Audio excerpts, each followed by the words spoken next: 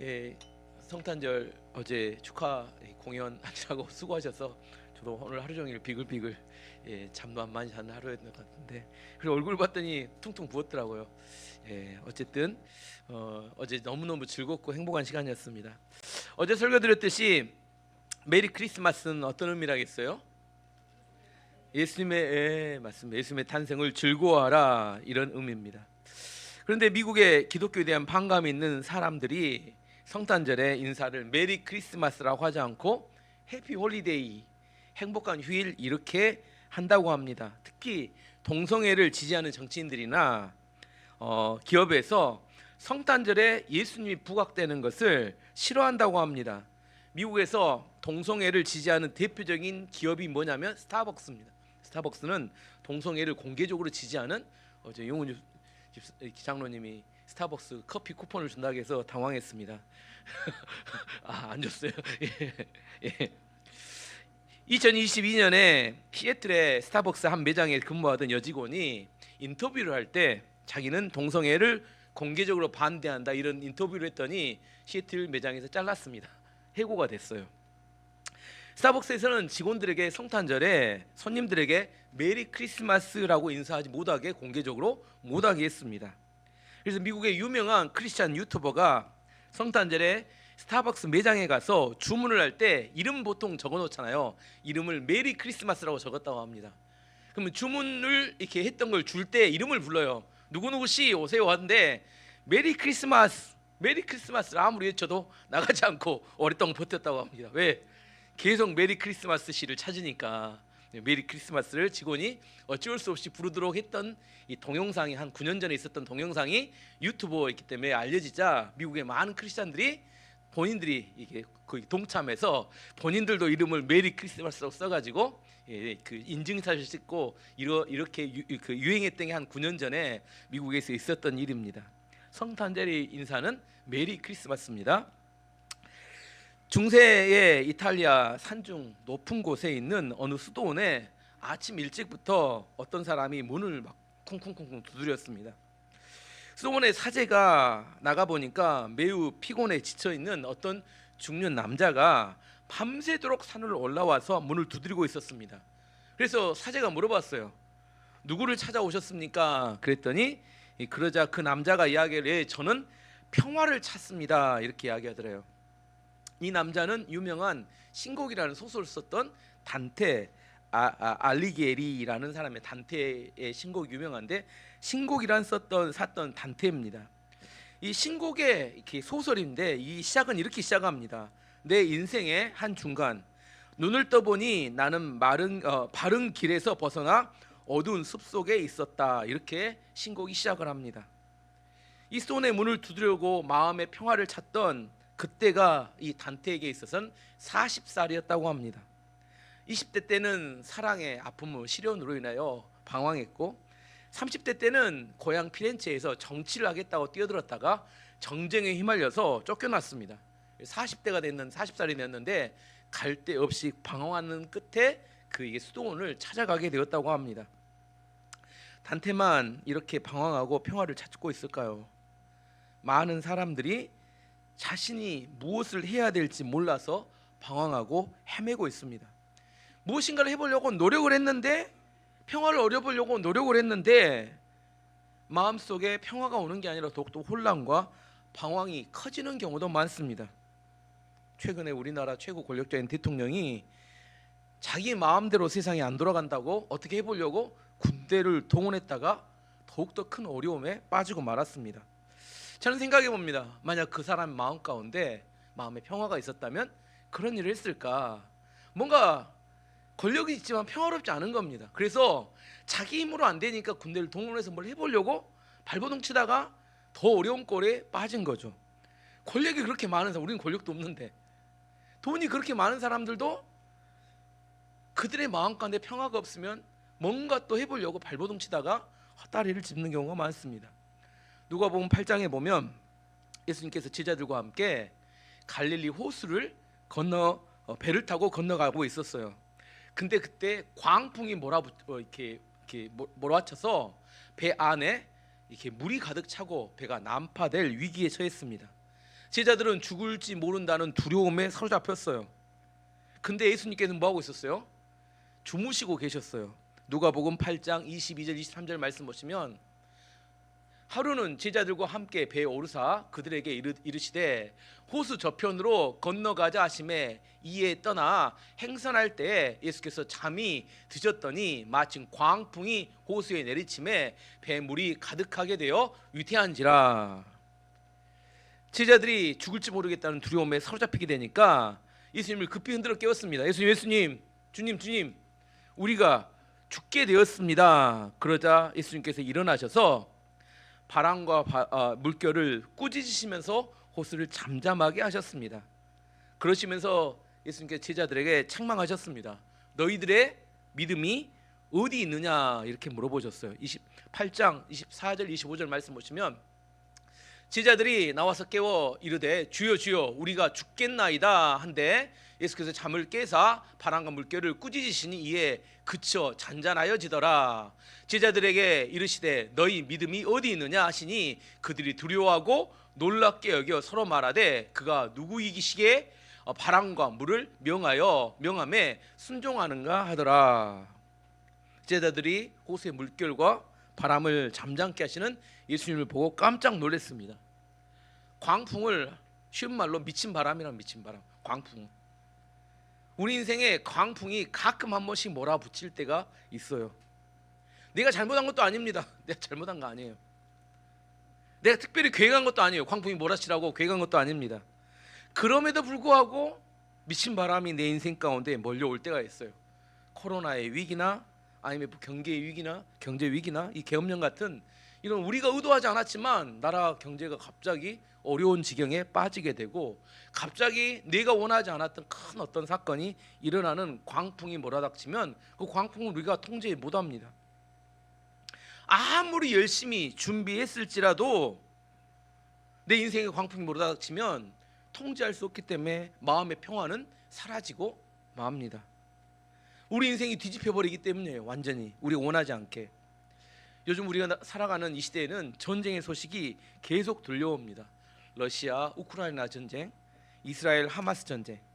저는 어렸을 때 뭘 생각했냐면 사람들이 점점 공부를 많이 하고 지식이 늘어나고 성숙해지면 전쟁이 줄어들 거라고 생각했어요. 왜냐하면 현대 전쟁은 두 나라가 전쟁하면 두 나라 다 완전히 패망하기 직전에까지 가기 때문에 전쟁은 할 수만 있으면 피하는 게 가장 좋습니다.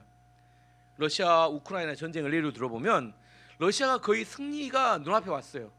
러시아는 내년부터 엄청난 경제 위기와 파탄 속에 빠져들 거라고 이야기합니다. 왜냐하면 너무 전쟁에 많은 돈을 썼기 때문에. 패한 우크라이나는 어떻게 됐을까요? 이제 나라가 존재할 수 있을지가 걱정이라고 합니다. 전쟁 어느 나라에서만 했어요? 러시아에서 전쟁 안 했어요. 지금 좀 들어가긴 했어도 우크라이나에서만 어마어마한 폭탄과 전쟁 무기들을 쏟아져 버렸기 때문에 전 국토가 완전히 초토화 되고 말았다고 하면 이거 남아있는 건물이 없을 만큼 다 깨지고 부서지고 거기에 전쟁 무기는 빚으로 빌려가지고 이렇게 구매를 했기 때문에 그 전쟁 무기를 공짜로 원조해 준 것도 있지만 빌려준 것들이 많기 때문에 그 빚을 갚을 길이 없어지고 또 하나는 젊은 남자들이 너무 많이 죽어가지고 한 세대가 온막 다 빠져버리게 되니까 그게 다시 나라가 일어날 수 있을지에 대해서 패전하고 나면 어떻게 될지 모른다는 겁니다. 그래서 제 생각에는 상식적으로 생각하면 전쟁은 절대 일어나면 안 되는데 인간의 탐욕과 욕망은 전쟁을 일으킨다는 겁니다. 우리 가까운 이야기로 중국은 대만을 항상 흡수 통일을 하기 원해요. 대만과 중국이 전쟁이 일어날까 안 일어날까요? 지금 생각해보면 안 일어날 것 같아. 일어나봤자 둘 다 손해야. 우리나라 이야기로 남한과 북한은 전쟁이 일어날까요 안 일어날까요? 일어나면 우리만 손해야. 다 망합니다. 북한도 망하고 남한도 망하고. 근데 인간의 탐욕과 욕망은 언제 미사일 버튼을 먼저 누를지 몰라요. 어떻게 눌러요? 저놈이 먼저 누를 것 같으면 내가 먼저 눌러요. 먼저 눌러야 이긴다고 생각하니까 눈치를 살피고 있다가 저 사람이 누를 것 같으면 내가 먼저 눌러야 돼요. 그렇지 않으면 먼저 30분 늦으면 이게 쏟아지면 우리가 패망할 수 있으니까. 좀 다른 예를 들어보면 돈이 많은 부자들이 가장 원하는 게 뭘까? 돈을 더 버는 것일까? 돈을 더 벌면 좋아합니다. 하지만 부자들이 가장 바라는 것은 자기가 가지고 있는 돈, 부를 잃지 않고 유지하는 것이라고 합니다. 우리는 부자가 안 돼봐서 잘 모르는데 부자들은 우리와 마음이 달라요. 돈이 없는 청년들은 투자를 할 때 어떻게 투자하냐면 1년에 50%, 100% 수익이 나는 걸 투자를 해요. 하지만 부자들은 절대 그러지 않습니다. 그들의 목표는 1년에 5%, 많으면 10%예요. 왜? 그들의 목표는 더 불어나는 게 아니라 유지만 하는 것도 굉장히 좋은 일이라고 생각하기 때문입니다. 많은 수익을 올린 것보다 뭐가 중요하냐면 내 재산을 지키는 게 훨씬 더 중요하기 때문입니다. 지금 우리나라가 가장 필요로 한 게 뭘까? 돈, 경제, 이거보다 더 중요한 것은 평화입니다. 평화. 남한과 북한이 전쟁이 발생하면 우리나라는 한국 전쟁 이후에 70년 동안 쌓아놨던 모든 경제의 발전은 다 없어져 버리고 맙니다. 한순간에 다 날아가 버려요. 우리나라는 세계 가장 가난한 나라라고 되고 맙니다. 나라가 전쟁에 났는데 교회가 존재할까요? 이 교회 없어지고 맙니다. 이거 전쟁 나면 이거 없어져요. 내 직장은 있을까요? 그런 거 필요. 근데 우리나라에 사놨던 내 부동산과 뭐 이렇게 투자해놨던 그것이 살아남을까요? 의미가 없는 이야기입니다. 우리나라에서 전쟁이 발생하면 아무런 의미 없는 이야기예요. 우리가 지금 여러분 뭐 때문에 어려움 때문에 전전긍긍하고 걱정하잖아요. 그런 게 무의미한 이야기가 돼버려요. 지금 내가 뭐 좀 더 있었으면 좋겠다, 어쩌면 좋겠다, 우리 자녀들이 뭐 좋은 대학 가면 좋겠다, 그런 것은 평화가 있고 난 다음에 그 다음 이야기할 수 있는 이야기지, 이게 전쟁 나면 아무런 의미 없는 이야기가 되어버립니다. 그러면 우리나라에 가장 필요한 건 뭘까? 제 생각해 볼 때는 평화를 유지할 수 있는 지도자가 가장 필요하다고 저는 생각합니다. 이사야서에 예수님에 대한 애언에 대해서 많이 나오는데 이사야 9장 6절은 우리에게 이렇게 이야기합니다. 왜냐하면 우리에게 한 아기가 태어날 것이기 때문이다. 하나님께서 우리에게 아들을 주실 것이다. 그의 어깨 위에 왕권이 주어질 것이다. 그의 이름은 기묘자, 모사, 전능하신 하나님, 영원히 살아계신 아버지, 평화의 왕이시다. 이걸 좀 해석을 해보면 예수 그리스도에 대한 애언입니다. 이사야에 나와 있는 예수 그리스도에 대한 첫 번째 뭐라고 하냐면 한 아기가 태어날 것이다. 여기서 뭘 알 수 있어요? 예수님 이 땅에 오실 때는 어른으로 왔을까요? 아기로 올까요? 이제 아시겠죠? 예수님이 왜 어린 아이로 태어났을까? 왜 예언이 되었기 때문에. 어른으로 올 수 있잖아요. 꼭 예수님이 아기로 오라는 법은 없어요. 근데 하나님께서 구약 성경에 몇천 년 전부터 뭐라고 했어요? 이 땅에 구원자 그리스도가 오시는데 그분은 아이로 태어날 것이다. 그래서 마리아에게서 태어난 아기로 이 땅에 오신 겁니다. 이게 예언이 되어 있기 때문에. 두 번째는 그에게 왕권이 주어져, 그분은 우리 땅에 왕으로 오신다고 예언되어 있고, 그 다음에 그분의 이름은 몇 가지 있는데 첫 번째는 기묘자 모사. 이게 한 단어예요. 영어로 보면 원더풀 카운셀러인데 뭐라면 이렇게 놀라운 상담자. 예수님의 역할에 대한 이야기를 합니다. 예수님은 놀라운 상담자라는 거예요. 내가 고민이 생겼을 때 그분에게 나의 어떤 고민을 상담할 수 있는 기묘자 묘사, 우리 잘 안 쓰는 단어인데 영어가 제일 나은 것 같아요. 원더풀 카운셀러. 이게 기묘자 모사. 그 다음에 두 번째는 전능하신 하나님. 예수님께서는 전능하신 하나님이시고, 세 번째는 영원히 살아계신 아버지. 그분은 죽지 않고 영원히 살아계신 분이고, 마지막 네 번째 오늘 설교의 제목이자 평화의 왕이시다. 예수님이 이 땅에 오신 여러 가지 역할과 일이 있지만 그분이 이 땅에 오신 이유는 이 땅에 평화를 주시기 위해서 이 땅에 오셨다는 겁니다. 우리나라에 가장 필요한 게 뭐다고요? 평화가 제일 중요합니다. 여러분, 모든 것은 평화 안에 들어있는 거지 평화가 없으면 아무런 의미가 없어요. 근데 예수님께서는 이 땅에 평화의 왕으로 이 땅에 오셨다는 겁니다. 오늘 본문 14절 말씀 읽어보면 지극히 높은 곳에는 하나님의 영광이요 땅에서는 하나님이 기뻐하신 사람들 중에 평화로다 하니라. 소리 좀만 켜줄래요? 스피커. 평화로다 하니라. 예수님께서 태어나신 날 천군과 천사들이 하늘에서 예수님에 대해서 찬양합니다. 하늘에는 영광이고 하나님께서 기뻐하시는 사람들에게는 평화로다. 예수님은 평화의 왕으로 이 땅에 오셨습니다.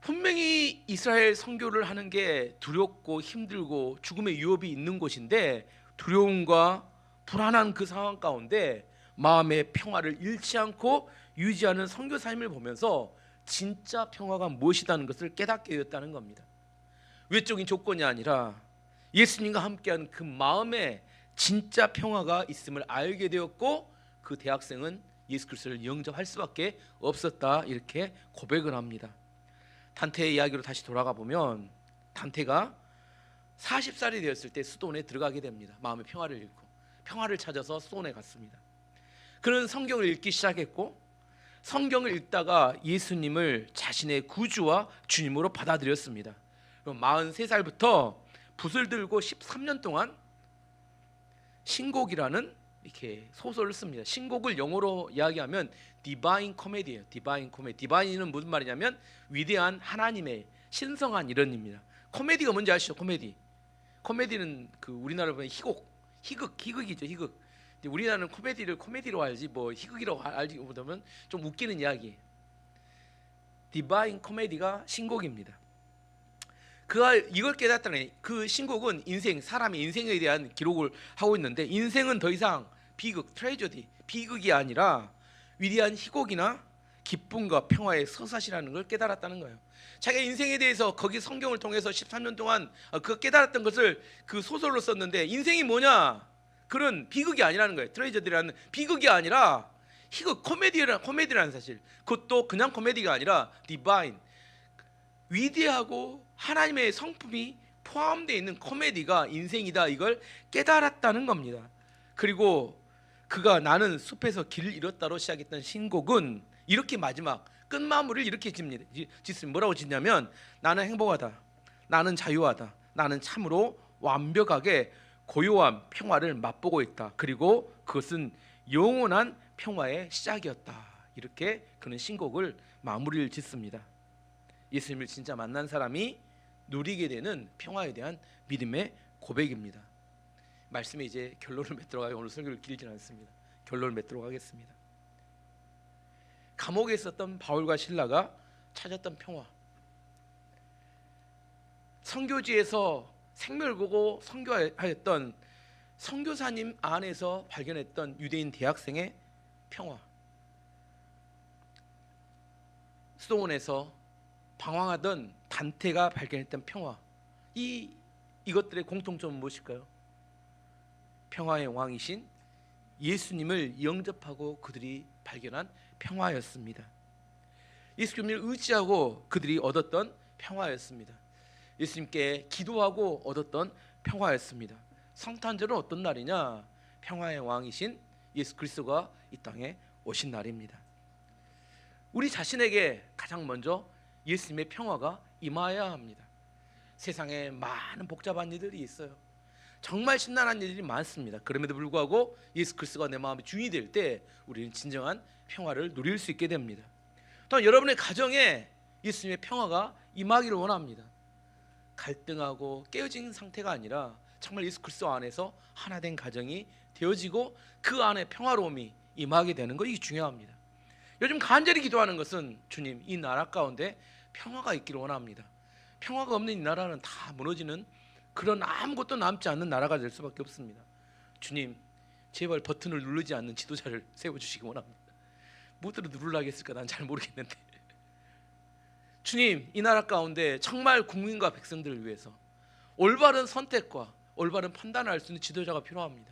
남한과 북한이 갈라지지 않고 그들이 전쟁하지 않고 이 나라 가운데 평화가 있어서 우리와 우리 자손들이 번영할 수 있는 그런 나라가 있기를 원합니다. 이 모든 평화의 시작은 예수 그리스도 안에 있는 평화로부터 시작되는 거고, 우리 마음에 평화가 있을 때 우리가 외부와의 갈등으로부터 이겨낼 수 있는 힘이 생기는 거고, 우리 안에 있는 평화가, 교회 안에 있는 평화가 이 땅 가운데 영향을 미쳐서 이 땅 가운데 온전한 평화를 이루어낼 수 있습니다. 그 평화의 왕으로 오신 예수 그리스도, 그분이 우리의 왕이 되셔야 되고 또 이 땅 가운데 왕이 되기를 간절히 바랍니다.